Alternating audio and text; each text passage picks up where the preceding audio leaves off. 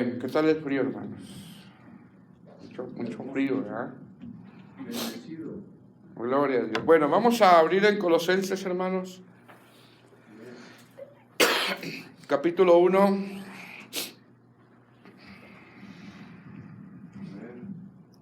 Verso 15. Colosenses capítulo 1, verso 15. ¿Lo tiene? Dice la palabra del Señor. Dice, Él es la imagen del Dios invisible, el primogénito de toda creación, porque en Él fueron creadas todas las cosas, las que hay en los cielos y las que hay en la tierra, visibles e invisibles, sean tronos, sean dominios, sean principados, sean potestades. Todo fue creado por medio de Él y para Él. Y Él es antes de todas las cosas, y todas las cosas en Él subsisten. Y Él es la cabeza del cuerpo que es la iglesia.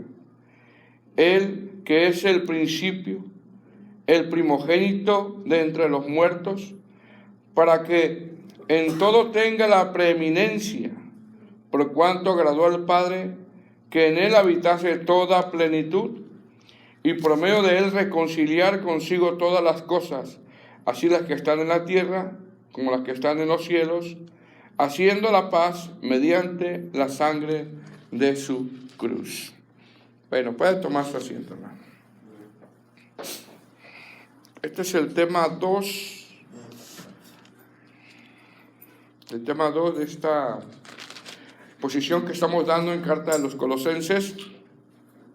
Aunque la clase pasada hablamos solamente de la introducción, un poquito de la salutación de quien fundó esta iglesia. La verdad que cuando estaba yo meditando, hermano, y leyendo estos pasajes, son pasajes bien difíciles de poder exponer. Pero hay una riqueza de enseñanza aquí bien hermosa en la que nosotros podemos meditar el día de hoy, porque nos vamos a encontrar, hermanos, con algunas cosas que en el tiempo de hoy nosotros hemos visto. Quizás nosotros lo hemos vivido también. La clase pasada estuvimos hablando cómo se fundó esta congregación de Colosas. Amén. Estuvimos viendo que Pablo, cuando hace su tercer viaje misionero, se queda en Éfeso por 2 años. Y parece ser que en esos 2 años Pablo, como siempre, era un ferviente predicador. Hermano, Pablo no se callaba, donde quiera que iba predicaba la palabra. Donde quiera que iba hablaba de la palabra, hablaba del evangelio. Y bueno, él se queda en Éfeso 2 años, según Hechos capítulo 19. Y entre los que recibieron esa palabra, el mensaje, estaba Epafras. Pablo le da la buena noticia, porque el evangelio es una buena noticia. La buena noticia es que nosotros, hermano, íbamos a una condenación eterna, y la buena noticia es que Dios en su misericordia nos da salvación gratuita. Amén. Por gracia. Entonces Pablo le da la buena noticia, predica a Epafras, uno de ellos entre otros que creyeron, le da la buena noticia, y después Epafras, siendo de la ciudad de Colosas, hermano, se va a Colosas y les predica el evangelio, y ahí se levanta una obra. Entonces Epafras va a Colosas, predica y se levanta esa obra. Vuelvo y repito, parece ser que esa obra que se levantó estaba en la casa de Filemón. Ahora, esta iglesia de Colosas se funda bajo el ministerio del apóstol Pablo y bajo su supervisión, aunque el que predica es Epafras. Sin embargo, tenemos que recordar que Pablo, hermano, mire bien, en esos 2 años le da un formamiento ministerial a Epafras. y no solamente a él, sino a Tíquico también, a Tito le ha dado formamiento ministerial, Timoteo, o sea, y más ministros que Pablo formó. Entonces, la iglesia de Colosas, que se funda bajo el ministerio de Pablo por la predicación de Éprafas, ¿verdad? Pablo le da un formamiento ministerial a Éprafas, y me llama la atención, hermano, repito que son 2 años, fíjese. Uno pensaría, hermano, que es muy corto tiempo, ¿verdad? Pero ¿sabe qué? El que va a querer, va a querer. El que va a querer aprender, el que va a querer buscar más del Señor, pues va a indagar y va a buscar. Amén. Ahora, la iglesia de Colosas había crecido, hermano, de una manera sana. Si usted lee los primeros versículos, vemos virtudes que tenía esta iglesia. El Evangelio había producido virtudes que se han de producir en todo aquel que escuche la palabra de Dios. Esta iglesia tenía virtudes como abundaban en amor, proclamaban a Cristo. Era una iglesia que constantemente hablaba de Cristo al inconverso, se preocupaban por las almas, habían desarrollado una confianza en Dios,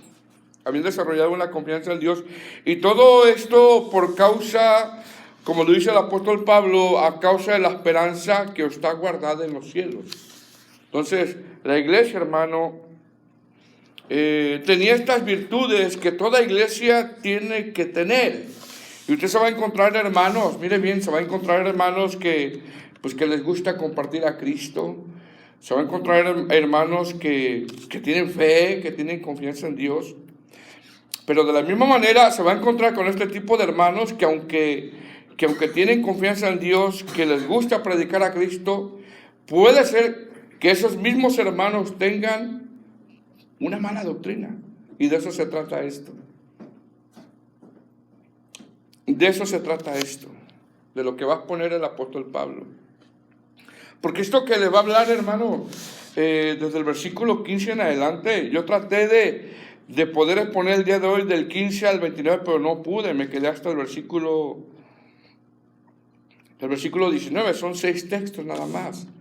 No pude avanzar más porque es bastante lo que el apóstol Pablo les está dando. Repito, me llama la atención que estos cristianos tenían buenas virtudes. Sin embargo, les faltaba algo. Les faltaba discernimiento.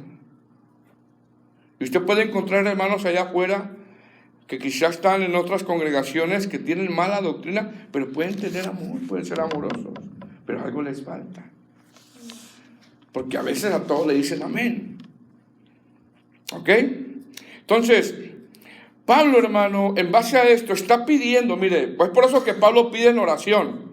Si usted lee el capítulo, estamos en el capítulo 1, si usted lee el versículo 3, estamos ahí, dice, siempre orando por vosotros, damos gracias a Dios, Padre de nuestro Señor Jesucristo, habiendo oído de vuestra fe en Cristo Jesús y del amor que tenéis a todos los santos, o sea, tenían buenas virtudes, a causa de la esperanza que os está guardada en los cielos, de la cual ya habéis oído por la palabra verdadera del Evangelio, o sea, habían recibido la palabra verdadera por la boca de Éprafas, por este predicador.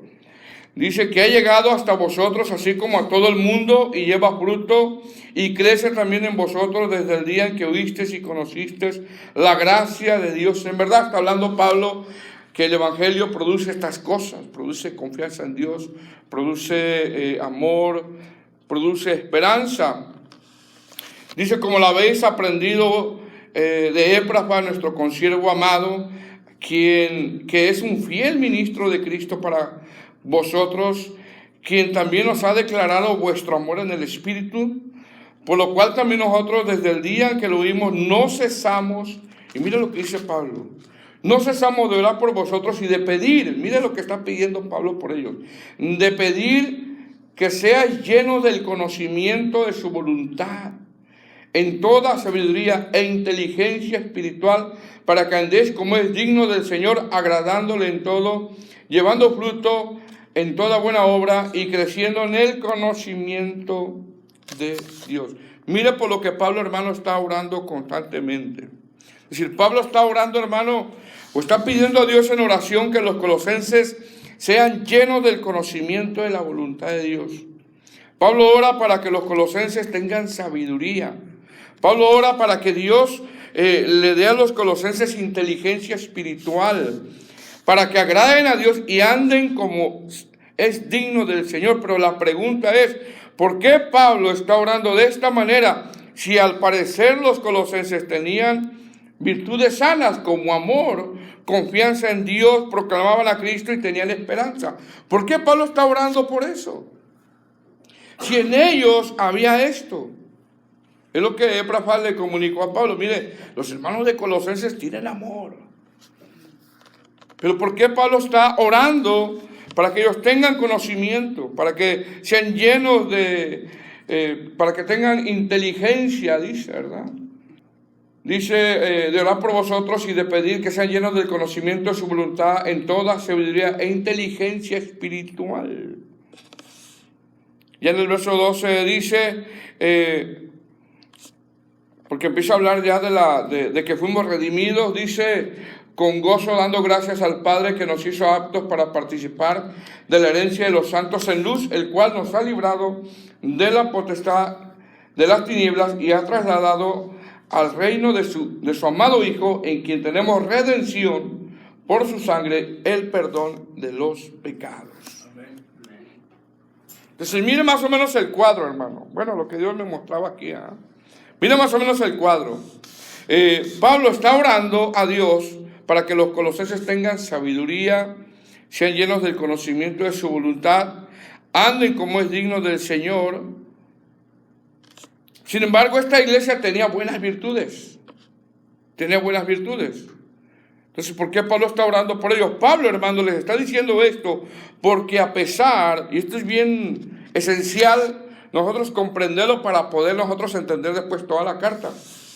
Pablo les está diciendo esto, o está orando por ellos por esto, porque a pesar de que la iglesia de Colosas, hermano, eran buenos cristianos, según el informe de Epafras, esta congregación estaba siendo amenazada y atacada por falsas enseñanzas. Por falsas enseñanzas como, por ejemplo, el gnosticismo, el legalismo, el ascetismo y el judaísmo.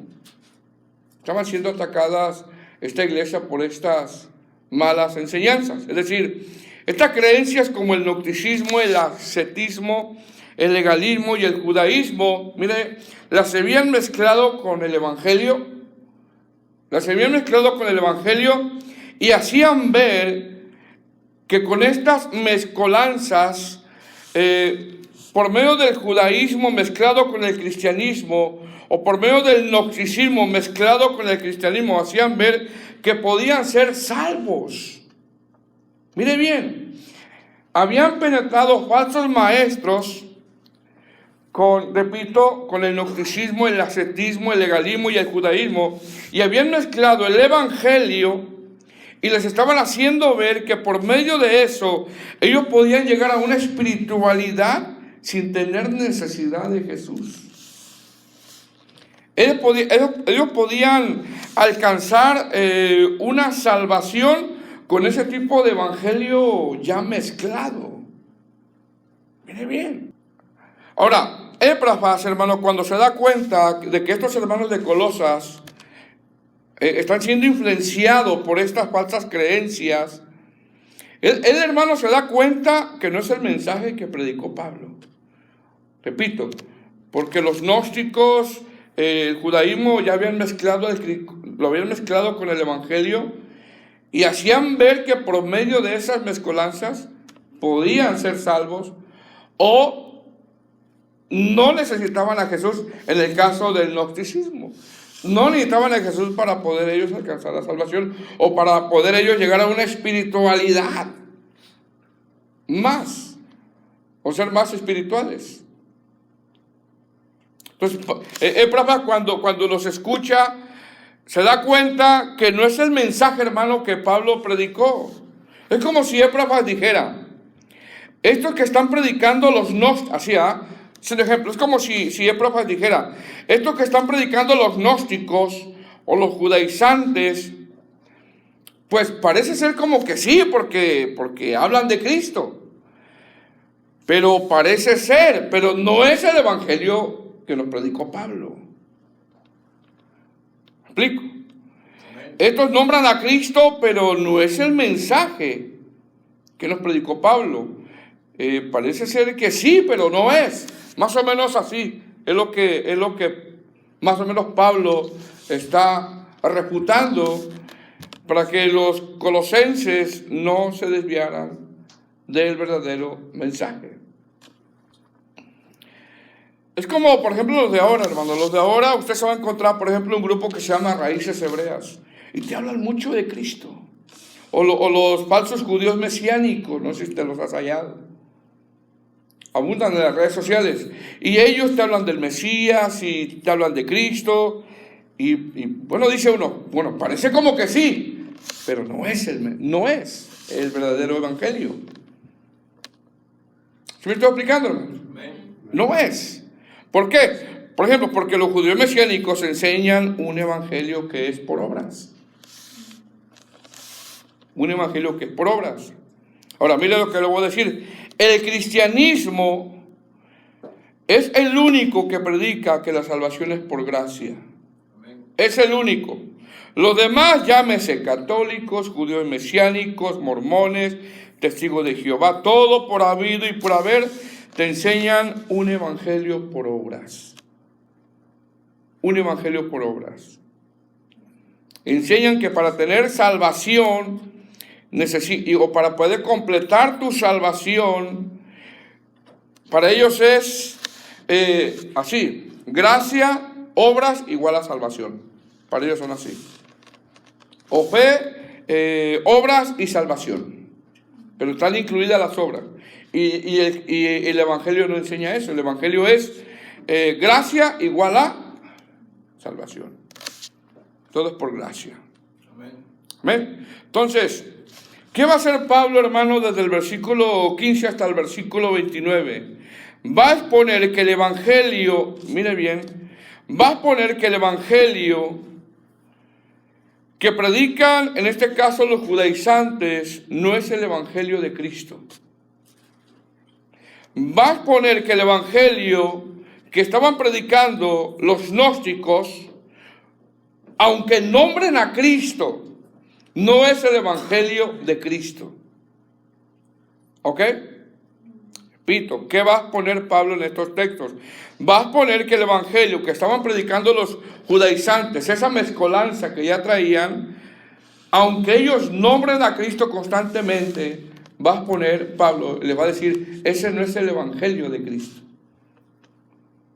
Va a exponer que el evangelio que estaban predicando los gnósticos, con esas falsas revelaciones, aunque nombren, no importa que nombren a Cristo, hermano. Por eso uno tiene que conocer bien la Escritura. Aunque nombren a Cristo, él va a exponer que ese no es el evangelio de Cristo. ¿Ok? Ese no es el evangelio de Cristo. Esto que va a exponer Pablo, hermano, es un poquito difícil de explicar. ¿Ok? Es un poco difícil de explicar. Sin embargo, es lo que va a tratar de hacer Pablo. Recuerde, los judaizantes, los gnósticos, el ascetismo se habían mezclado, el cristianismo con sus enseñanzas, y los colosenses, aunque tenían amor, porque hay muchos cristianos que tienen amor, aunque predicaban, compartían a Cristo, hay muchos cristianos que comparten a Cristo. Pero a la hora de preguntarle nosotros, o de alguien preguntarle, por ciertas doctrinas, están errados. Y eso es lo que Pablo va a debatir aquí, para que los colosenses no se desvíen, porque estaban siendo tentados a desviarse del verdadero evangelio. Y no importa que nombren a Cristo, porque los mormones te nombran a Cristo, los católicos te nombran a Cristo, los judaizantes te nombran a Cristo, pero no es el evangelio de Cristo. Y eso es más o menos lo que va a exponer el apóstol Pablo. Repito, toda religión que enseñe que la salvación se alcanza por obras, llámese mormones, judíos mesiánicos, judaizantes, testigos de Jehová, aunque te hablen de Cristo, Cristo no es la cabeza de esas congregaciones. Por eso ahorita lo empieza a nombrar que Cristo es la cabeza de la iglesia. Ahora, estas falsas enseñanzas, hermano, las habían mezclado con el cristianismo y estaban pegando tan duro en ese tiempo, que en ese tiempo las llamaban la herejía colosense, así le llamaban, la herejía colosenses. Vuelvo y repito, estaban los judaizantes, sí, ellos hablaban de la circuncisión, hablaban del acta de los decretos, que es la ley, por eso Pablo nombra que anuló el acta de los decretos. Hablaban de la dieta judía, por eso Pablo lo nombra también, que es el kosher. Estaban los gnósticos que enseñaban que como el cuerpo es algo terrenal y el cuerpo es malo, ellos afirmaban que Cristo no había venido en carne, por lo tanto puedes hacer con tu carne lo que tú quisieras. Estaba también el ascetismo, ya lo dije anteriormente, y estos enseñaban que podían darle culto a los ángeles. Y los colosenses estaban siendo tentados a darle culto a los ángeles. Ellos hablaban, mire bien, ellos hablaban de un viaje místico al trono de Dios mediante una disciplina como los tipos monjes, que eso lo dije en la clase pasada. Y estaba el legalismo y otras más, y Pablo, para combatir estas enseñanzas, empieza a hablar aquí en el verso 5, porque quiere que los colosenses no se desvíen. ¿Qué va a poner Pablo? Que el Cristo que él predica, mira bien, que el Cristo que él predica es supremo de todo, es lo que va a poner. Va a poner la supremacía de Cristo, va a poner lo excelso de Cristo sobre todas las cosas. Y mire cómo comienza ahí. ¿Okay? Versículo 15, ¿lo tiene? Dice, Él es la imagen del Dios invisible, el primogénito de toda creación. Porque en Él fueron creadas todas las cosas, las que hay en los cielos y las que hay en la tierra, visibles e invisibles, sean tronos, sean dominios, sean principados, sean potestades. Todo fue creado por medio de Él y para Él. Y Él es antes de todas las cosas, y todas las cosas en Él subsisten. Y Él es la cabeza del cuerpo, que es la iglesia. Él, que es el principio, el primogénito de entre los muertos, para que en todo tenga la preeminencia, por cuanto agradó al Padre que en Él habitase toda plenitud. Ahora, en estos textos del 15 al 19, el apóstol Pablo, hermano, nombra 12 cosas. Mire bien, 12 cosas. Número 1, que Cristo es la imagen del Dios invisible. Número 2, que Cristo es el primogénito de la creación. Amén. Número 3, que Cristo es el creador de todas las cosas. Amén. Número 4, que Él está antes de todas las cosas. Número 5, que Él hizo y hace subsistir todas las cosas. Número 6, que Cristo es la cabeza del cuerpo de la iglesia. Número 7, que Él es el principio. Número 8, que Él es el primogénito de los muertos. Número 9, que Él es el primado o la preeminencia, que todo es Cristo. Número 10, que al Padre le agradó que en Cristo habitara toda su plenitud. Número 11, que por medio de Cristo nos eligió para reconciliar todas las cosas. Y número 12, que Él reconcilió todas las cosas por medio de su sangre en la cruz. Pablo está poniendo por alto a nuestro Señor Jesucristo. Amén. Ahora, estos textos, hermano, algunos eruditos describen estos textos como un himno. Mire bien, como un himno, como un canto de alabanza. Y ellos creen o ellos interpretan que estos textos en realidad era un canto que lo cantaban en las congregaciones. Y yo digo, bueno, sería un bonito canto, ¿verdad? Sería un hermoso canto. Gente que investiga e interpreta, creen que este es un canto y que los colosenses lo cantaban, y es por eso que Pablo lo cita.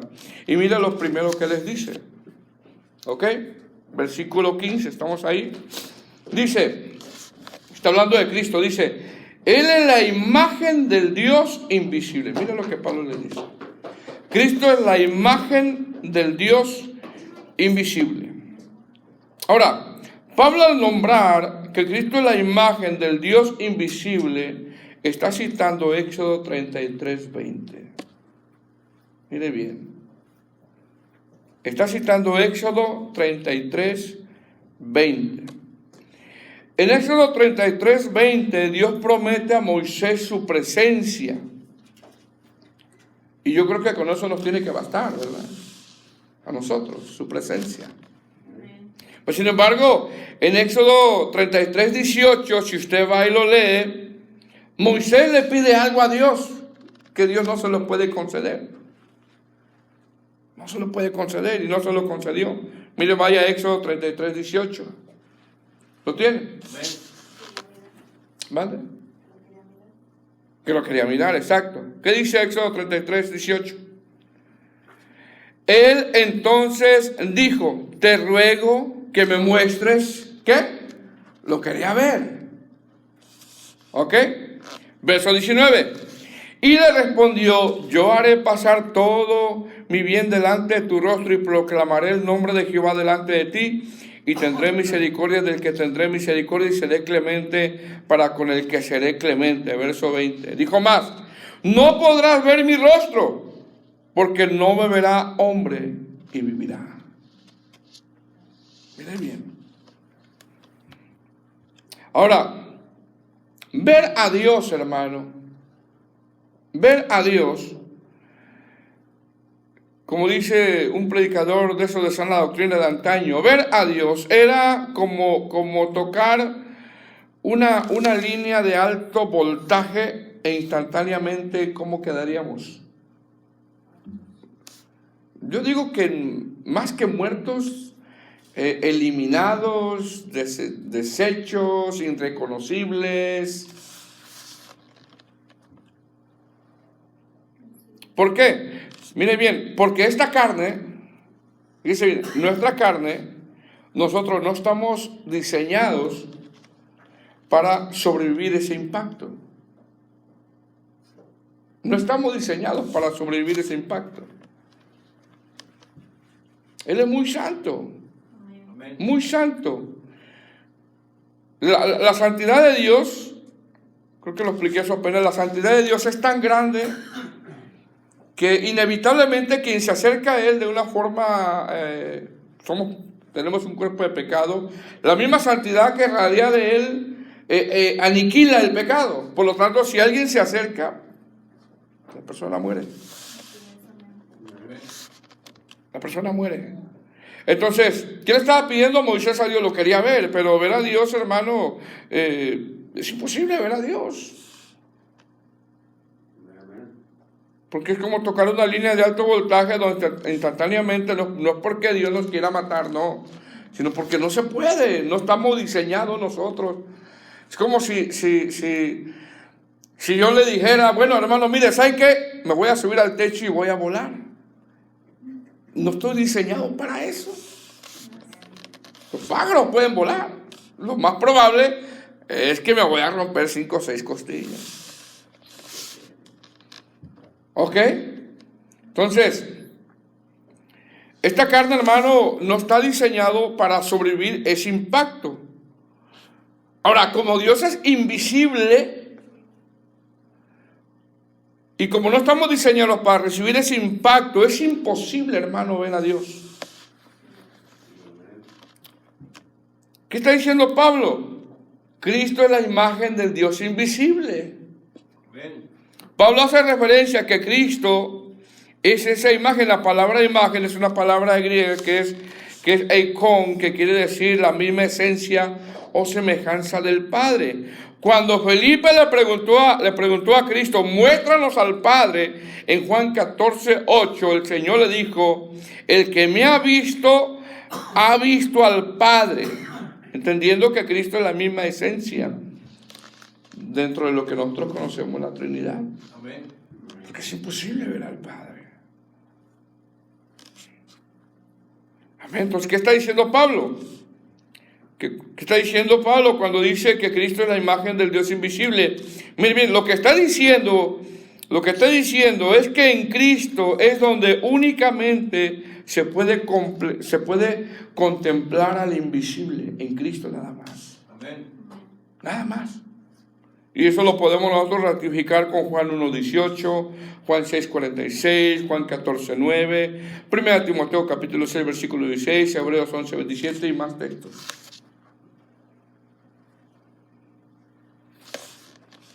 Amén. Amén. ¿Cómo empieza a poner Pablo? Algo bien tremendo aquí. Dice, Él es la imagen del Dios invisible. Él es el único. Cristo es la imagen del Dios invisible. Verso 16. ¿Está ahí? Amén. Dice, porque, mira lo que sigue diciendo, porque en Él fueron creadas todas las cosas. Amén. Amén. Bueno, dice el verso 15, Él es la imagen del Dios invisible, y luego dice, el primogénito de toda creación. Me salté esa.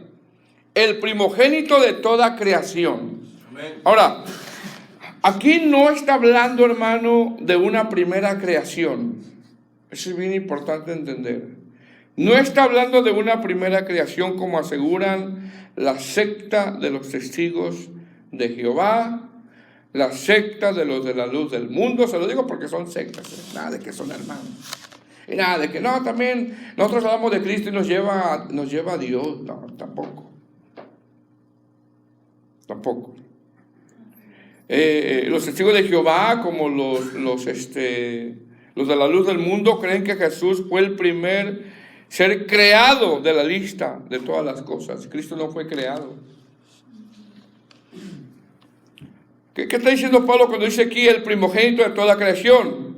Lo que está diciendo Pablo es que Cristo es el supremo, el dueño, y para quien fue hecha toda la creación de la que Él mismo participó junto con el Padre. ¿Cómo lo sabemos? El texto 16 lo confirma. Mire lo que dice y da una lista. Dice, porque en Él fueron creadas todas las cosas. Y mira la lista que da, las que hay en los cielos y las que hay en la tierra, visibles e invisibles, sean tronos, sean dominios, sean principados, sean potestades. Todo fue creado por medio de ¿quién? De Él. Amén. De Él y para Él. Dice, porque en Él, esta palabra en el griego es posición. Él ya estaba ahí. Él ya estaba ahí. Significa autor. Ahora, mire con atención. Las falsas enseñanzas que estaban trayendo los gnósticos, que estaban atacando la iglesia de Colosas, entre todas sus malas doctrinas enseñaban a darle culto a los ángeles. Es un problema que tenía la iglesia de Colosas. Mire lo que dice Colosenses 2:18. ¿Lo tienen? Amén. Colosenses 2:18. Dice, nadie os prive de vuestro premio, afectando humildad y culto a los ángeles, entremetiéndose en lo que no han visto, vanamente hinchado por su propia mente carnal. Entonces, ¿qué le está diciendo Pablo, hermano, cuando en estos versos 16, cuando le dice, porque en Él, o sea, habla de autor, de que Él ya estaba ahí, porque en Él fueron creadas todas las cosas las que hay en los cielos, sean tronos, sean dominios, sean principados, sean potestades. Está diciendo, los ángeles fueron creados. Está hablando de ellos también. Todo lo que hay en los cielos, en la tierra, todo fue creado por Él, por medio de Él y para Él. Amén. Amén. Estoy diciendo. Verso 16. Porque en Él fueron creadas todas las cosas. Todas las cosas. Y da la lista, ¿verdad? Las que hay en los cielos, en la tierra, visibles, invisibles, sean tronos, sean dominios, sean principados, sean potestades. Todo fue creado por medio de Él. Y para el verso 17, y Él, está hablando de Cristo, y Él es antes de todas las cosas. Mira lo que dice. Y Él es antes de todas las cosas. y todas las cosas en él subsisten. Está diciendo Pablo cuando dice, y es él antes de todas las cosas, está diciendo que Cristo no tiene principio y fin, que estaba en cooperación con el Padre creando todas las cosas, que él ya existía antes de todo el orden creado. Y diciendo, y todas las cosas en él subsisten. Si no solamente Cristo estaba presente, hermano, cooperando en la creación junto al Padre, sino que todo subsiste por él. Es decir, vivimos porque él nos da vida, respiramos porque él nos da vida, sale el sol porque lo permite, tenemos aliento de vida porque nos da, cae nieve, porque él hace caer nieve, nuestro corazón palpita porque él lo permite, en él subsisten todas las cosas. Amén. Y ahora mire lo que dice el verso 18. Y él es la cabeza del cuerpo que es la iglesia. Es decir, mire bien, todo esto que les acaba de nombrar el apóstol Pablo corresponde al Cristo que predicaba Pablo. Todo esto. Sin embargo, los judaizantes y los gnósticos, repito, que ven mezclado sus creencias con el cristianismo, mire bien, hermano, negaban todo esto. Todo esto lo estaban negando. Y como lo estaban negando, Pablo les está diciendo, como los gnósticos, los judaizantes están negando todo esto que les acabo de decir, por lo tanto, Cristo no es la cabeza de ellos. Eso es lo que les está diciendo. Los gnósticos negaban estas verdades que Pablo les acaba de mencionar acerca de Cristo. Con esto Pablo les afirma que estas sectas no eran de Cristo, aunque hablaran de Cristo. Dice, y él es la cabeza del cuerpo que es la iglesia. Mire bien, hermano, la congregación o un pastor o un predicador que enseñe que Cristo es la imagen del Dios invisible, que Cristo es el primogénito de toda creación, no que fue creado, sino que estuvo cooperando con el Padre creando las cosas, que Cristo es el creador de todas las cosas, que Cristo es el que hace subsistir todas las cosas. La iglesia que predique esto, Cristo es la cabeza de esa iglesia. Amén. La iglesia que no predique, la congregación que no predique esto, Cristo no es la cabeza de esa iglesia. Eso es más o menos lo que le está explicando. Mira, hermano, con Pablo no era de que todas las religiones llevan a Dios. Con Pablo no era así el asunto. Aunque hablaran de Cristo. Verso 18, sigue exponiendo. Dice, y él es la cabeza del cuerpo que es la iglesia. Y él es el principio. Esta palabra principio significa eternidad. El primogénito de entre los muertos, para que en todo tenga la preeminencia. Verso 19. Por cuanto agradó al Padre que en él habitase toda plenitud. Esta palabra plenitud es una palabra griega que es pleroma, que tiene que ver con que en Cristo está toda la naturaleza divina del Padre. Está completo.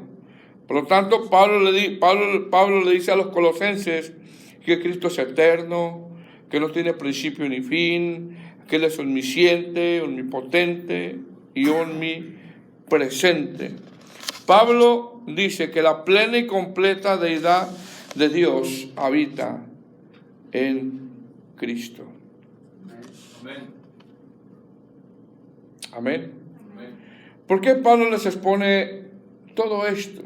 Está aquí lo que está haciendo Pablo, está exaltando a Cristo, la supremacía de Cristo, como el dueño de todo. ¿Por qué Pablo les expone esto? Porque los gnósticos y otros falsos movimientos que había en ese tiempo estaban negando esto. Estaban negando esto. Y Pablo dice, si ellos no están predicando esto, Cristo no puede ser la cabeza de esa iglesia. Amén. ¿Qué pasa con los testigos de Jehová? Ellos dicen que Cristo es creado. Los mormones, los de la luz del mundo, son sectas. No importa que hablen de Cristo. No son de Cristo. Ahora, ¿qué virtudes tenían los colosenses? Tenían amor. Tenían esperanza. Compartían a Cristo. Pero estaban siendo tentados a tener o a ser influenciados por los gnósticos o los judaizantes. Amén, hermanos. Bueno, vamos a seguir el próximo miércoles. Amén.